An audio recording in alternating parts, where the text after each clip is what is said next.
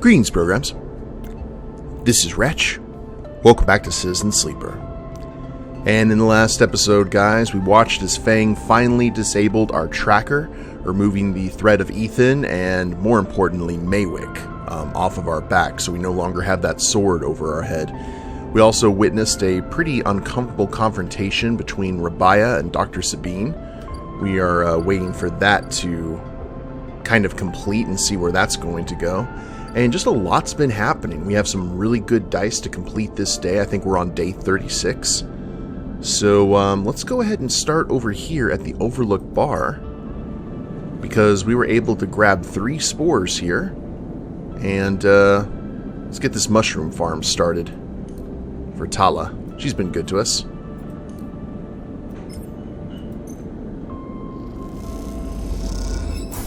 One? They're so cute, says Tala, looking at the container of spores. Her excitement is infectious. Probably the spores, too. 2 and 3. There we go. First batch. Tala has locked herself way in the back room while she focuses on the distilling. She won't let anyone in or out. Alright, so we'll figure that out in about 6 cycles. Now, what to do? Some of this stuff now is just kind of wait and see. Now the repaired unit, caster's table. Let's go ahead and up. Ah, yes, we have a new NPC here. We have got Bliss, the ship mechanic. We have the hub. We had the lounge. Let's see what this is about.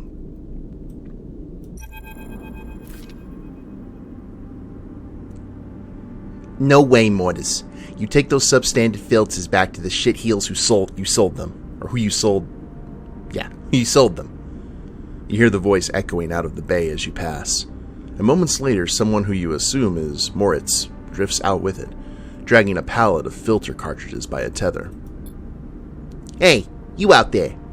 The same voice echoes out of the entrance. You looking for work? Who, me? Everyone on this station is looking for work. Get in here. The voice is coming from someone shorter than you expected. She's floating in the microgravity of the docking bay, inside a half-constructed or deconstructed life support unit that looks like it might have exploded at some point. She points a wrench in your direction.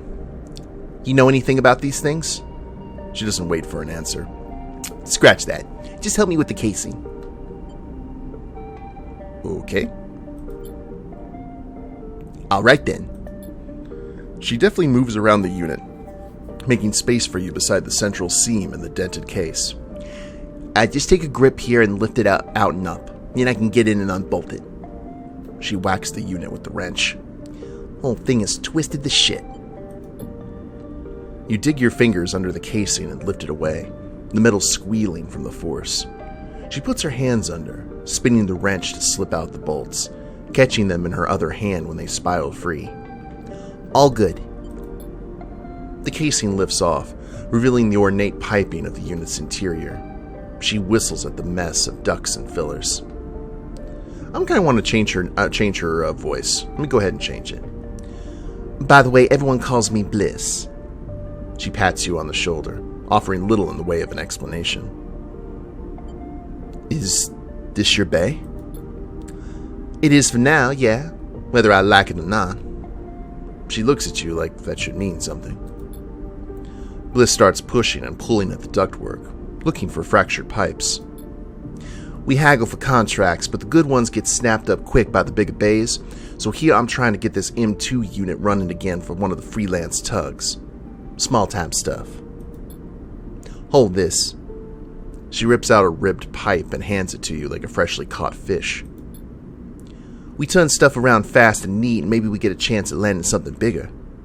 Something starts hissing in the back, but Bliss quietens it with a precise whack. But to be honest with you, the way things are going, I can already see the other crews licking their lips, ready to take this place over. She looks up at you. I'm almost out of luck. What happened? Long story. Some people just can't keep promises. She keeps working, twisting aside pipes with care. There we are. Bliss pulls up her hand from the deep inside the unit, and out it comes, clutching a lumpen cube, scorched black. This thing must have overloaded and popped half of itself out the side. You both duck down to the side of the unit and spot the exit wound, its edges fringed with more scorch marks. Grab me a replacement converter from the racks, will you? Head to the rack. You kick off from the unit and drift along to the wall racks, where a catalog of parts sits secured in clamps. Colored tape and scrawled notes flutter across the wall. A complex organizational system of Bliss's own design. Or just a big mess. You try to pick out the right part. Replacement converter. Hold on.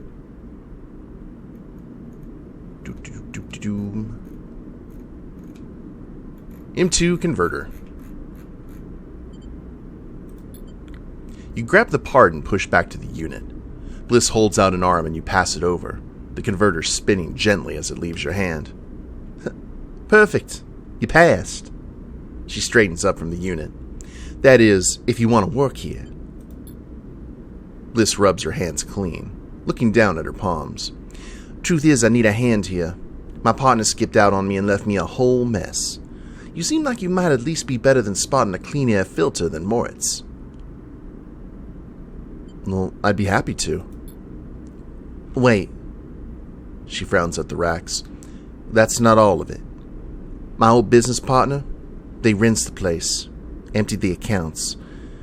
Too bid for jobs we need to put down deposits, bring in parts, pay tug fees.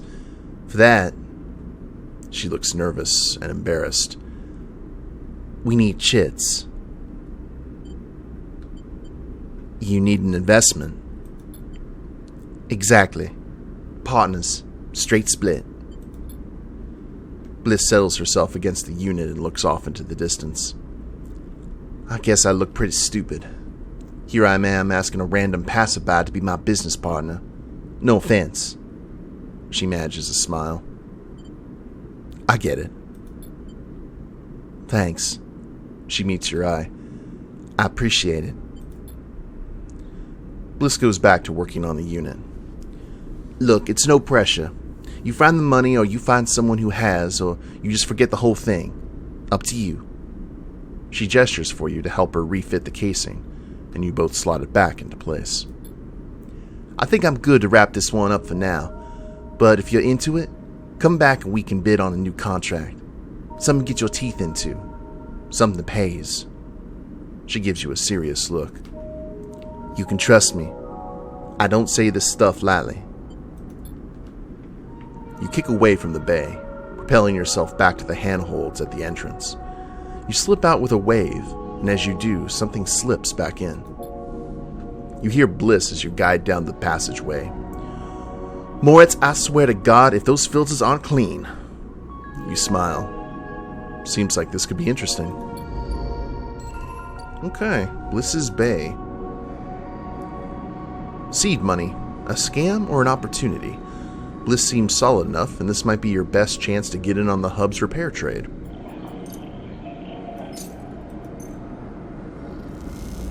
And we're all about seeds right now. Bliss is incredibly grateful. I'll pay back every chit. I promise you. You guess you two are partners now. Bayview achievement unlocked. Repair bid. Bliss is bidding on jobs on the hub. It'll take a few cycles and some perseverance before one comes in. Okay. Well, down we go. Wait a minute. Before we do, let's see. Buy your spacer meal. Okay, we're fine. Just wanted to see if talking to Bliss may have opened something there at the bar. Well, we've got 3 really good dice here. I think we need to go ahead and use them over here. We've been kind of remiss. Wild margins. So we can go ahead and... Oh, it actually doesn't really matter, does it? We got it done.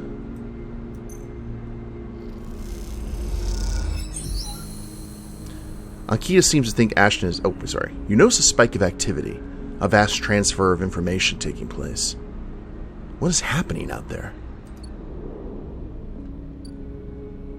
Okay, there's Ankhita. Let's go ahead and... Got the Greenway, the Mushroom Groves. We can go ahead and start getting our actual fungus. We need to do that. We need to start getting those caps. Okay, so we don't need those anymore. And then I think the only thing else would be, yeah, exploring the rest of the Greenway. Well, here, let's do this.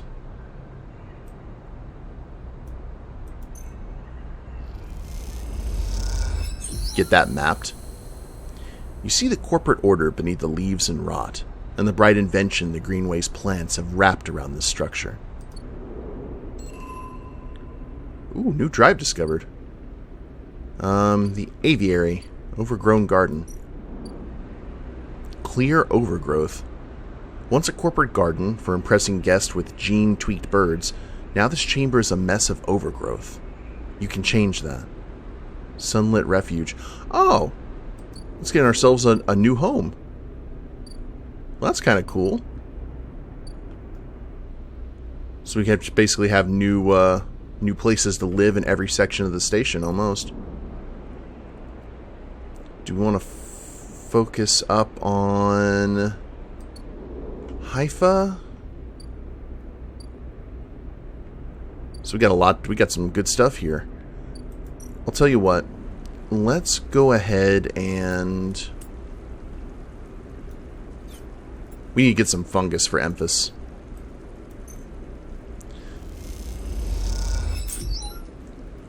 There we go. 2 more to go on that. Now let's go ahead and have a chat here with Ankhita. The trail ahead extends deep into an overgrown section of the Greenway. At this far end of the ring, where the long, lazy curve of the Greenway becomes the shattered landscape of the wastes, things are oddly quiet. Ahead stands a vast farm stack, broken from its access by rust or force, and lying amongst the overgrown landscapes like an ancient temple. It's stained with moss and algae, forms of green running out from its broken tanks like a frozen, brackish tide. This is where Ashton is hiding, you're pretty sure. All your intuition points to the shadows beneath this collapsed superstructure. You roll the comm headset Ankhita gave you in your palm. I guess we can go ahead and call? You slip the headset into your ear and it fizzes with static. After a few moments, you hear Ankhita. Sleeper, have you located the target? A doubt enters your mind. Can you be sure he's there? No. Hold. A confused silence on the other end. Maybe it's better that you can confirm that Ashton is there before you call in, Ankhita. Yeah, let's go ahead and remove the headset real quick. That actually may have her come this way, but... You put the headset back in your pocket. Not yet. You need confirmation. You survey the route ahead. There's a direct route, a line of broken pillars that take you into the center of the structure. Or you could skirt around the pillars, keeping to the cover of the raised spine of the Greenway, and you work your way around. It'll take longer, but it's better concealed. Let's skirt around. You decide on the long route and head off toward the central spine. It's slow going there, where the overgrowth meets the metal wall, but it's so concealed that you can barely see the glass roof high above. You follow the wall, knowing it'll lead you to the edge of the collapsed stack. For the final part of the journey, you have to work your way through dense undergrowth, pushing aside branches and fronds. It's exhausting, and you stop on a small rise to rest. It's been hours since you began. You desperately hope Ashton hasn't moved on. Just ahead, a soft glow is coming from somewhere within the farm stack. A glow light.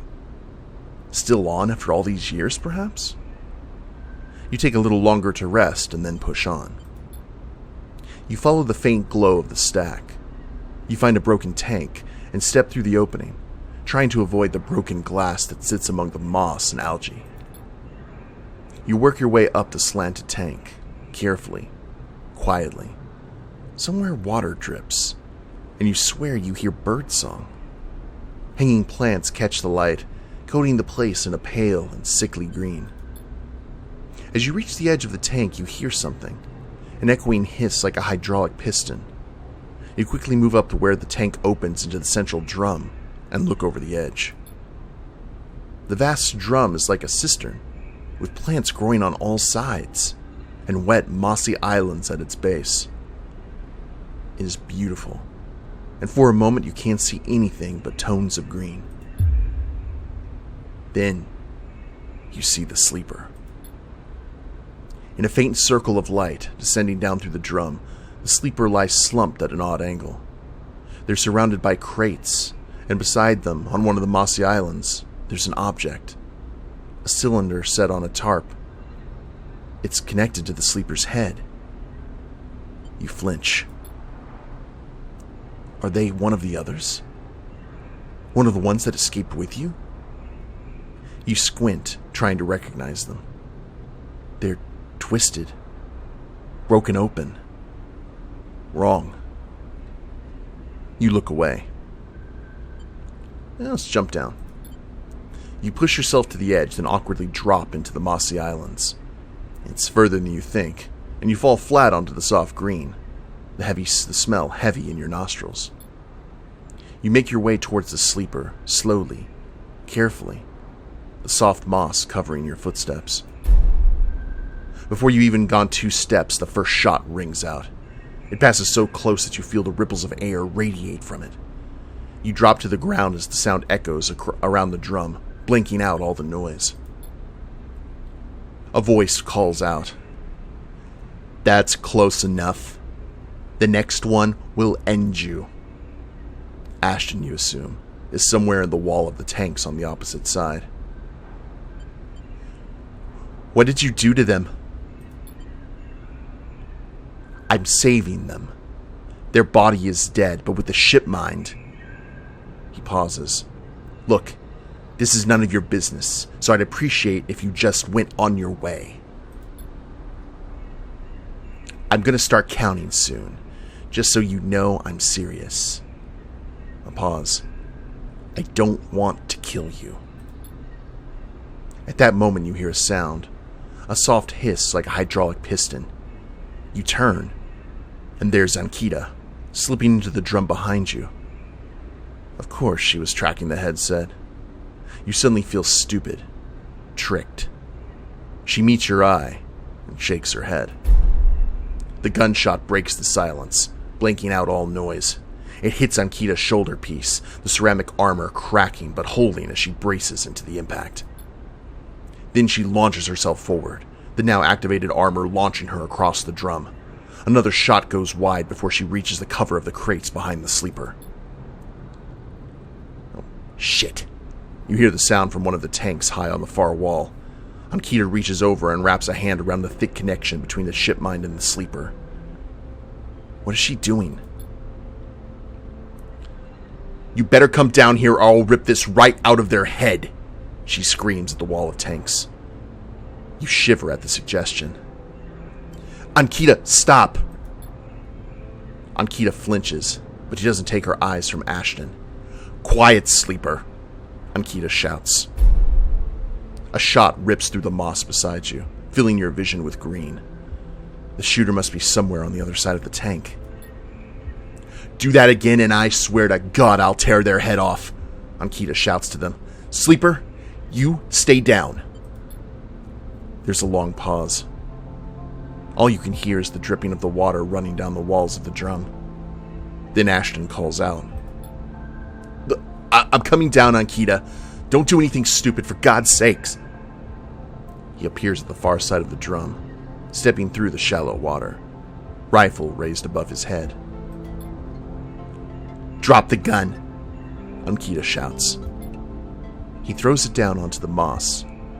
As you lean out to watch, you see him catch your eye, clocking your presence. What are you up to here, Ashton, you sicko? She stands, keeping her sidearm trained on his head. You ripped my ship mind for what? Some freakish experiment? Ashton approaches with shaking hands, his eyes now fixed on the connecting bundle of wires that Ankhita still has hold of. Steady, Ankhita. It isn't like that. I needed the ship mind. You have to understand, they would have died without it. What are you talking about? I don't give a shit why you ripped my ship mind and crippled my ship. I should put you down right now. She tightens her grip on the connection. Typical of you, Ankhita. No curiosity. Ashton smiles shakily. That's why I never asked for it. For your help. You only look after yourself. He nods at you. That sleeper up there? They were just bait, right? To draw me out? Ankhita sucks a breath in. Are you trying to give me more reasons to shoot you? I'd love them, Ankhita. Ashton looks at the crumpled sleeper. I'd love them and they were going to die. I knew you would never understand that. He starts closing the gap between himself and Ankhita now, slowly, inching forward. Don't do that, Ashton. Ankhita snarls. Don't do that. Let the wires go, Ankhita. Let us go. If you don't get out of my way... He inches closer. Please. I can't let you take it, Ashton. Ankhita hardens her stare. You stole it from me. You left me for dead. She shakes her head. You think I'm going to trust you? After all of that? I need it, Ankhita. I need them to survive. Ashton is in reach of the sleeper now. Of Ankhita. I'm going to take them now, Ankhita. He raises a hand. I'm going to take the ship mind and go. Ankhita loosens her grip on the connection a little. Her hand is shaking now. Stop, Ashton. She lowers the gun a little. Stop. Seeing her drop her guard, he makes his move. A blur of moment, a struggle, a shot, another. You recoil back behind the edge as they ricochet around the inside of the drum, the sound deafening you. When you crawl back to the edge, Ashton is bleeding into the water, the red and the green. Ankhita is standing in the center of the drum, the severed connection in her hand. The water drips endlessly. Drip after drip after drip. You force yourself to look at the broken sleeper. There's no sign of life, of humanity. They're just another broken object among other broken objects. While all around, living things grow and thrive. Ankhita finally looks back at you, tears in her eyes. She begins to say something that might be sorry, but you're already gone. Whew. Okay. Was that the end of that one?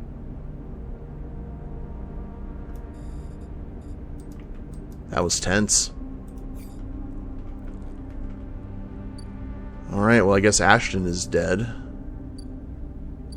He probably didn't handle that well. Alright, well let's go ahead and go home and pet the cat. Let's do... get some food.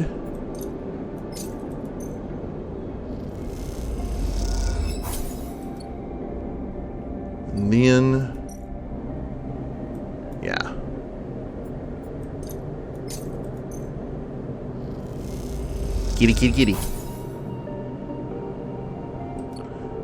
I guess we should probably check and see if there's anything else that suddenly popped up because of that. Doesn't look like it, though. Alright, cool. Maybe we'll get paid a visit here at our domicile. That was a busy day.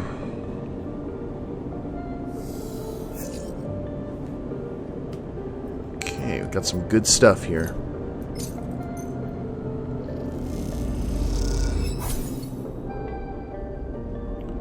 So, things are starting to fill up nicely here. Rabaya and the stuff with Radigan should be done in the next cycle. We're currently... How long was the route? Okay, that's down below. I wonder if that would have ended completely differently had we not tried to go in alone. Actually, I think if we had went with Ankhita, it would have been worse. We wouldn't have had our own, like, perspective on what was going on. Okay, Mushroom Groves. Grab some fungus. You know, I'm actually half tempted to go ahead and just get that done now. Oh. Oh, there's the ambergris. Amber is docked here at a rickety old jetty, but she's sealed up. The note says, "Sleeper, stay. I'll be ready soon." So I guess we'll see the end of that tale. Now we have the 2. Let's go ahead and do this. Let's go... Wait, where's the Haifa commune? There.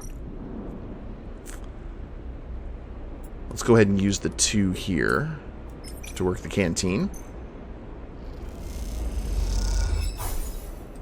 Lovely. Nothing new popped up. It's time that we go ahead and help out Emphas. He's been such a source of nutrition.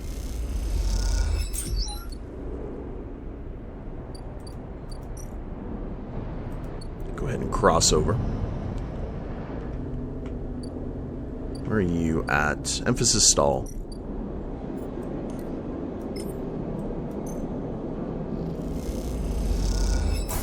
Emphas eagerly takes the bright yellow caps. He seems pleased with them. Huzzah! Owen Prep is working on gathering the ingredients and preparing the mushrooms. He doesn't like to rush these things. And definitely playing the waiting game. Okay. So, we have got... Let's go ahead and cross one more time. And let's throw this 6 for Sunlit Refuge. And the 3... I know. Let's go ahead and cross over, because there's one thing that we haven't put any dice in a bit. And that is the Sidereal Bridge. Get a little bit of cryo, too. Oh, that interface, though. Lovely. That one's almost done. Alright. Well, all in all, I would say a productive day. So we will go ahead and end the episode here, guys. We'll crash out, see where this Yadigan storyline is going to take us. And yeah, just got a lot of stuff that everything's cooking right now. But hope you all have enjoyed it. If you liked the episode, please leave a like down below. Subscribe to the channel, leave a comment, that'd be a big help. And we'll see you next time. Later days, everyone.